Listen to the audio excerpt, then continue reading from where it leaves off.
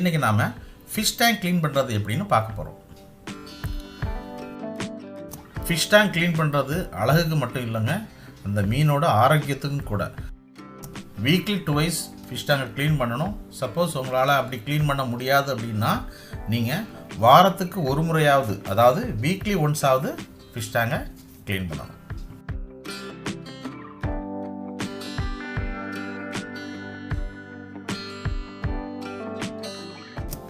First plans எல்லாத்தையும் எடுத்துடலாம். அடுத்ததாக ஃபிஷ் டேங்கில் இருக்கக்கூடிய ஃபிஷ்ஷஸ் எல்லாத்தையும் தனியாக கலெக்ட் பண்ணி எடுக்கணும்.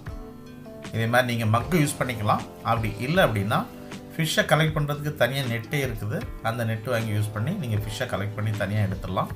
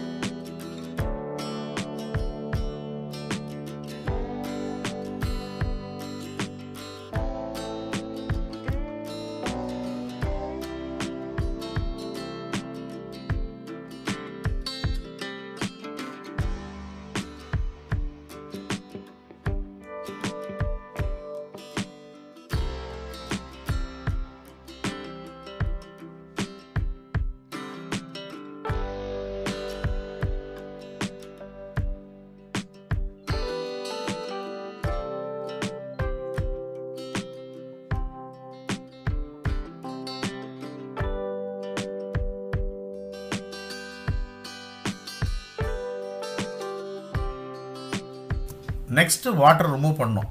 ஃபஸ்ட்டு எடுக்கக்கூடிய வாட்டரை தனியாக ஒரு பிளாஸ்டிக் ஜாரில் வச்சுக்கோங்க. அந்த வாட்டரை மறுபடியும் நம்ம யூஸ் பண்ணுவோம்.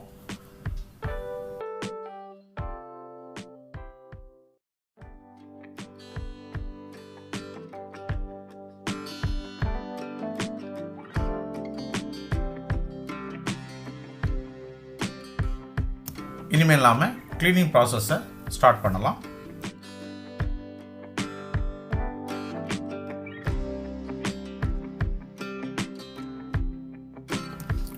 பெபிள்ஸ் எல்லாத்தையும் தனியாக கலெக்ட் பண்ணி எடுத்து வச்சுக்கோங்க.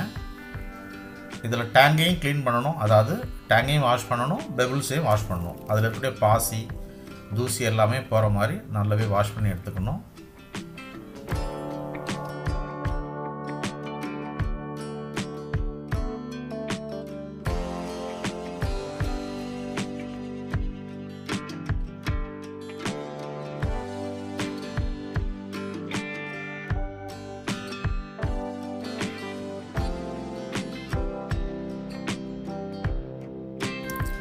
டேங்கை க்ளீன் பண்ணுறதுக்கு சாதாரணமாக வீட்டில் பயன்படுத்தக்கூடிய ஸ்க்ரப்பரை யூஸ் பண்ணிக்கலாம்.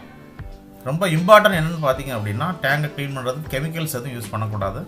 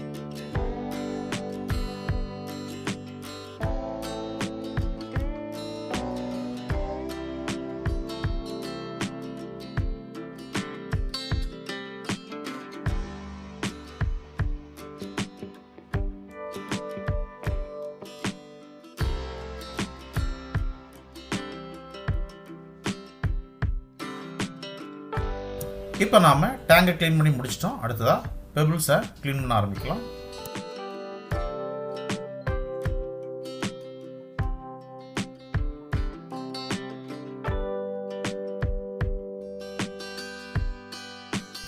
பெபிள்ஸையும் நல்லா பர்ஃபெக்டாக க்ளீன் பண்ணணும். அதில் பாசி டஸ்ட் எதுவும் இல்லாத மாதிரி தெளிவாக நல்லா நீட்டாக க்ளீன் பண்ணி எடுக்கணும்.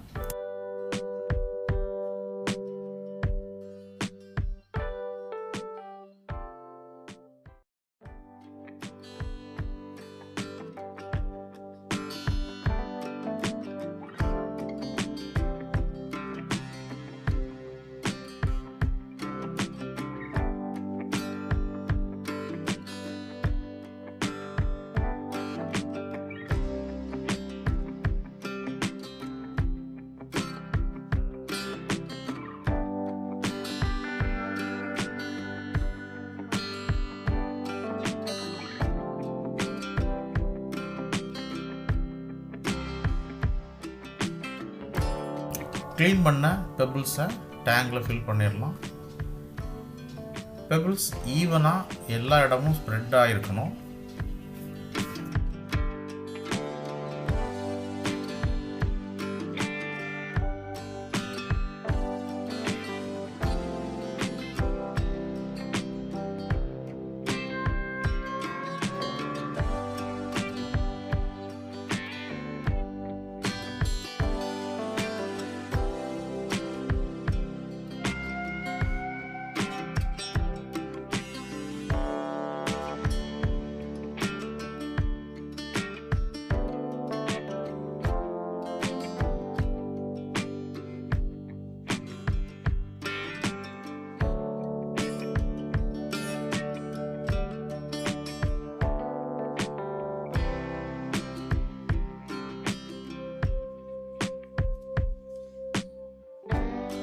நான் ஏற்கனவே சொல்லியிருந்தேன் ஜாரில் எடுத்து வைக்கக்கூடிய வாட்டரை மறுபடியும் ரீயூஸ் பண்ணணும் அப்படின்னு.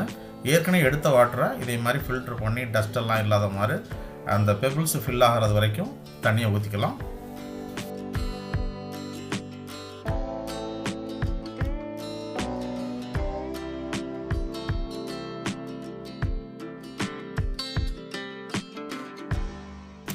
ரிமைனிங் ஏரியாவுக்கு தேவையான அளவுக்கு நாம் ஃப்ரெஷ் வாட்டரை ஊற்றிக்கலாம். தண்ணியை ஊற்றும் போது மெதுவாக ஊற்றணும். ஏன் அப்படின்னா நம்ம பெபிள்ஸை ஸ்ப்ரெட் பண்ணி வச்சுருக்கோம், அதெல்லாம் விலகிடக்கூடாது. ஸோ அதனால் வாட்டரை ஸ்லோவாக ஊற்றணும்.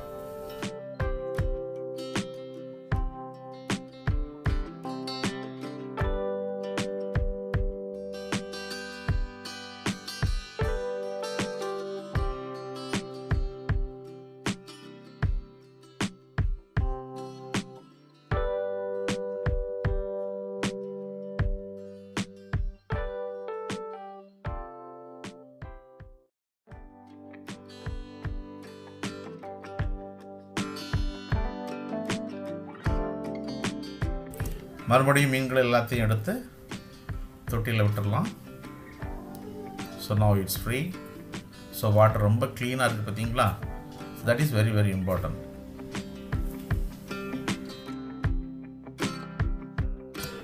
ஃபர்ஸ்ட் டேங்கை க்ளீன் பண்ணி முடிச்சிட்டோம். அடுத்ததாக செகண்ட் டேங்கை நாம் இப்போ க்ளீன் பண்ண போகிறோம்.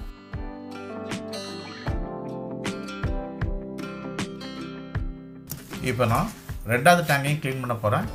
ஏற்கனவே நாம் ஃபாலோ பண்ண சேம் ப்ரொசீஜர் தான் இதுக்கு நான் ஃபாலோ பண்ண போகிறேன்.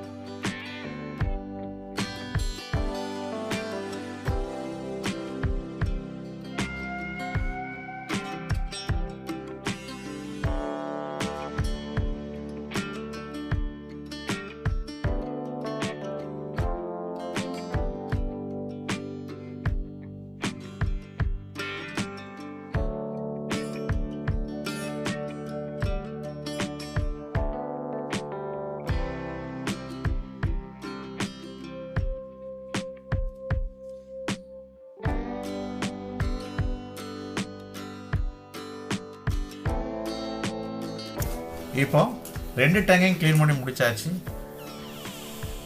டேங்க்ஸ் 2 ரொம்ப விசிபிளாக இருக்குது, அதாவது ரொம்ப டிரான்ஸ்பரண்டாக இருக்குது. மீன்களும் நம்ம ரொம்ப தெளிவாக பார்க்க முடியுது. மீன்களை வீட்டில் வளர்க்குறது பார்த்திங்கன்னா அது ஒரு என்டர்டைன்மெண்ட் தான். குழந்தைகள் ரொம்ப விரும்புவாங்க. நம்ம மைண்ட் ரிலாக்ஸேஷனுக்கு கூட மீன்களை வளர்க்கலாம். நம்ம டென்ஷனை கம்மி பண்ணுறதுக்கு, மைண்ட் ரிலாக்ஸ் பண்ணுறதுக்கு, அது கூட நம்ம மீன் தொட்டியில் மீன்களை வளர்க்கலாம். ரொம்ப ரொம்ப ஒரு நல்ல விஷயந்தான். உங்கள் வீட்டில் இதுவரைக்கும் நீங்கள் அந்த ப்ராக்டிஸ் பண்ணலை அப்படின்னா நீங்கள் ஒரு மீன் தொட்டி வாங்கி மீன்களை வாங்கி வீட்டில் வளர்க்கலாம். குழந்தைகளுக்கு ரொம்ப ரொம்ப பிடிக்கும்.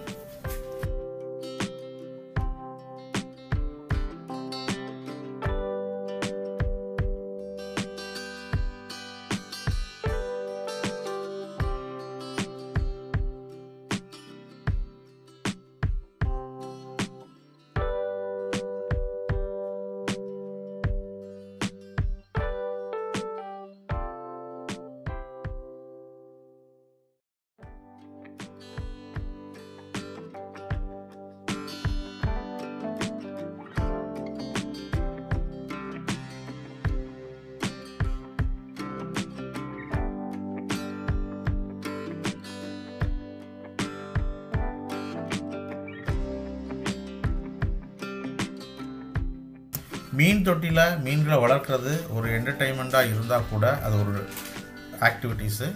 குழந்தைகளுக்கு அதை எப்படி கேர் எடுத்துக்கிறது, எப்படி ஃபுட் ஃபீட் பண்ணுறது, அதை எப்படி க்ளீன் பண்ணுறது, அதை கூட நாம் சொல்லிக் கொடுக்கலாம்.